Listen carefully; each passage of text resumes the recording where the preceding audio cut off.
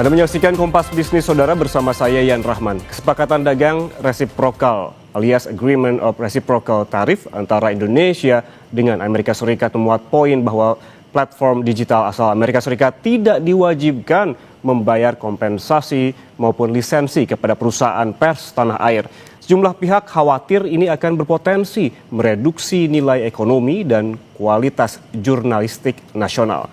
Naskah perjanjian ini ataupun Perjanjian Dagang Indonesia AS di bagian 3 tentang perdagangan dan teknologi digital memuat pasal yang mengatur persyaratan bagi penyedia layanan digital.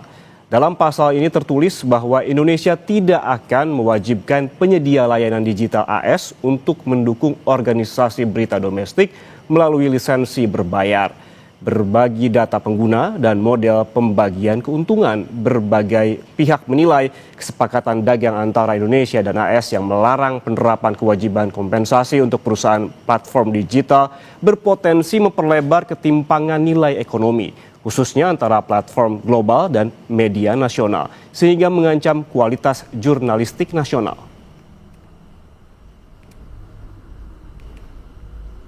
Lalu saudara, sejauh mana kesepakatan dagang RI dan juga AS yang di dalamnya memuat poin bahwa platform digital asal Amerika tidak diwajibkan membayar kompensasi maupun lisensi kepada perusahaan pers tanah air berpotensi mereduksi nilai ekonomi dan kualitas jurnalistik nasional? Kita bahas bersama praktisi pengembangan media Helena Rea. Selamat pagi waktu Indonesia, Mbak Helena. Selamat pagi Jakarta. Oke, Mbak Helena, ini kalau kita melihat yang berkembang informasinya akhir-akhir ini, sebetulnya seberapa besar kesepakatan dagang antara Indonesia dengan Amerika Serikat berpotensi mereduksi nilai ekonomi dan juga kualitas jurnalistik nasional? Ada dua layer yang bisa dilihat kalau pertanyaannya seberapa besar dampak dari reciprocal agreement ini terhadap jurnalisme Indonesia. Yang pertama dari sisi bisnis. Nah, secara bisnis ini kan berarti platform, kata lain ya dari peraturan yang ada di dalam pasal 3 ini, bahwa platform akan mendapatkan seluruh keuntungan dari kerja jurnalistik yang dilakukan oleh teman-teman media di Indonesia. Sebagai contoh, Kompas melakukan liputan berita yang ke daerah-daerah itu atau melakukan liputan investigasi itu mengeluarkan dana, resources, dan seluruhnya. Dan begitu itu disiarkan melalui digital platforms, keuntungan yang dihasilkan dari produksi yang dilakukan oleh teman-teman di Kompas itu tidak bisa kembali menjadi keuntungan digital, ekonomi digital yang bisa melakukan menjadi keuntungan berputar buat Kompas, tetapi itu justru diambil karena iklannya melalui digital platform. Begitu juga dengan produksi ya, proses produksi itu juga kalau dari data, misalnya data audiens yang ada dari Kompas itu pun akan semuanya bisa diambil dan menjadi hak milik dari digital platform. Itu yang pertama. Lalu yang kedua dari sisi kebijakan dan proteksi kesehatan informasi atau health information ecosystem yang ada di Indonesia. Nah, kita berpotensi besar sekali bahwa informasi kita akan diatur oleh digital platform yang notabene bukan bagian di dalam yang memahami bagaimana mengatur demokrasi Indonesia itu sendiri. Nah, media Indonesia itu merupakan bagian dari ekosistem proses kehidupan berdemokrasi di Indonesia. Jadi ada dua persoalan yang justru akan muncul kalau enforcement dari regulasi ini benar-benar dilaksanakan. Dengan dua poin tadi, artinya secara sederhana ini mengancam keberlanjutan industri pers nasional, begitu? Betul. Jadi ancamannya itu adalah bahwa ya ini pelan-pelan mematikan media dan juga industri media itu sendiri, dan terutama mematikan jurnalisme yang ada di Indonesia. Karena media itu hidupnya juga dari bisnis kan, nggak bisa juga kita running produksi, running dari studio seperti ini tanpa ada tanpa ada dukungan finansial. Karena dukungan finansial fondasi untuk bisa menjalankan sebuah bisnis. Dan itu kemungkinannya Ekonomi yang menjadi fondasi yang patut dipertanyakan dalam kesepakatan ini.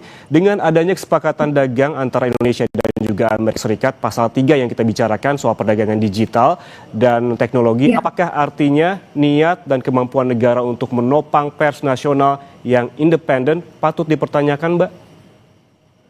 Ya, itu sudah jelas dipertanyakan. Yang pertama, pada tahun 2024, persisnya tanggal 20 Februari, itu Presiden Jokowi menandatangani publisher right yang mendukung bahwa yang mengatur sebenarnya platform harus paling enggak memiliki niat baik untuk mendukung jurnalisme berkualitas di Indonesia. Itu yang pertama. Lalu ada lanjutan proses dari dengan terbitnya Perpres itu, bahwa sebenarnya mekanismenya udah mulai jalan, ada komite yang didirikan, sudah mulai teman-teman media itu udah mulai melakukan konsolidasi dan negosiasi kira-kira seperti apa progres atau pembagian keuntungannya itu langsung dengan platform, dan platform sendiri terutama Google itu sudah menunjukkan niat baik bahwa mereka akan mengambil bagian di dalam proses Kepres ini gitu. Itu waktu itu bagus sekali sebenarnya, progresnya udah ada, tetapi dengan adanya reciprocal agreement ini itu menganulir sebenarnya apa yang sudah diatur di dalam Kepres 32 tahun 2024 itu. Artinya bahwa kan kalau kita bicara tentang mana sih sebenarnya yang paling kuat, kalau kita lihat apakah publisher rights yang diatur dalam Kepres ataukah perdagangan internasional dengan tekanan internasional seperti negara adidaya Amerika, tentu saja tekanan internasional itu akan lebih kuat dan kemungkinan bahwa publisher right itu bisa dilaksanakan itu kecil sekali gitu, dan di situ ancamannya. Seperti yang dibahas saat ini terkait juga sebelumnya ada Perpres begitu. Berarti ini kondisinya akan kembali seperti awal begitu sebelum adanya Perpres publisher right atau hak penerbit ini. Ya, pertama kembali ke awal. Yang kedua itu ada empat aturan yang diatur dalam reciprocal itu justru juga menganulir beberapa peraturan lainnya yang sudah ada ya, seperti peraturan data proteksi yang sudah dibuat waktu itu di zamannya Pak Joni Plate ya, Menteri Joni Plate, itu tentang undang-undang perlindungan data pribadi misalnya. Itu juga menjadi pertanyaan bagaimana pelaksanaannya dengan adanya reciprocal ini, karena itu ada di pasal 3.2 ya di dalam peraturan agreement ini, karena melarang ada lokalisasi data.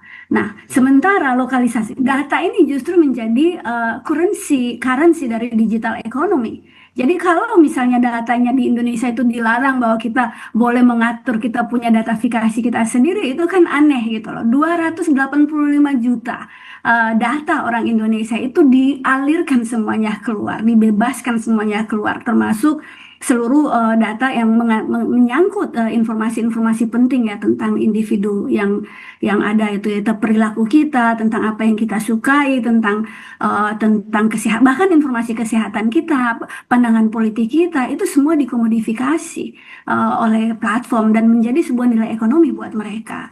Sementara itu bagaimana proteksi terhadap individunya itu juga tidak diatur. Jadi tidak ada pengawasan terhadap itu yang menjadi permasalahan dan mengancam kita punya demokratisasi.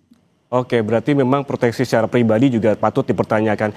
Jika kita bandingkan Mbak Lena dengan negara dekat dengan Indonesia saja, Australia, dengan bargaining code-nya yang mampu melindungi pers dalam negeri baik dari segi ekonomi maupun independensinya. Artinya posisi tawar Indonesia ini sangat lemah atau bagaimana? Iya, kita sangat lemah ya, karena negara-negara lain, terutama negara maju ya, seperti Australia, itu dengan news media bargaining code-nya itu sudah disahkan itu jauh sebelum kita mensahkan itu 3 tahun sebelumnya, itu di tahun 2021. Dan dengan peraturan itu sendiri ketika dilaksanakan,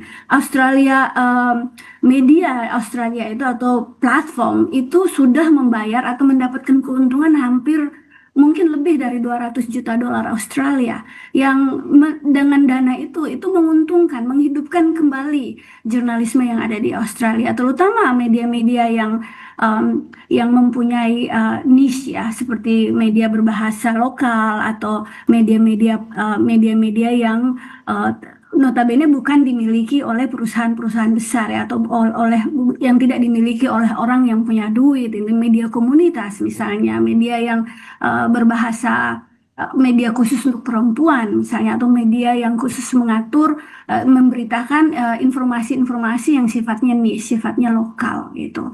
Itu contoh dari Australia. Negara kalau pernah baca di em, Prancis juga melakukan yang sama. Mereka bahkan pernah Oke, meminta Google untuk membayar ganti rugi. oke, Inggris juga melakukan hal yang sama. Jadi banyak baik. sekali contoh di negara-negara di dunia yang sudah punya model Hmm, untuk yang melakukan fair Oke. trading atau fair dagang ini gitu. Ini artinya harus jadi concern dari pemerintah, paling tidak ada pertimbangan untuk renegosiasi terkait hal ini, mengingat juga dampaknya sangat besar. Terima kasih praktisi pengembangan media Helena Rea atas waktunya bersama kami di Kompas Bisnis. Sehat selalu.